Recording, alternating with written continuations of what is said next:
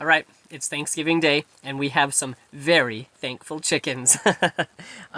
We always like to bring the turkey carcass out and let them pick the bones clean of meat and whatever else is in there that they want to enjoy. So, anyways, I'll show you what they're doing. They're slowly just picking it clean. I left it in the pan just because I'm hoping that the big bones will stay there and that'll make it easier for me to clean it up later, but I figured these chickens deserve to be part of our Thanksgiving feast today.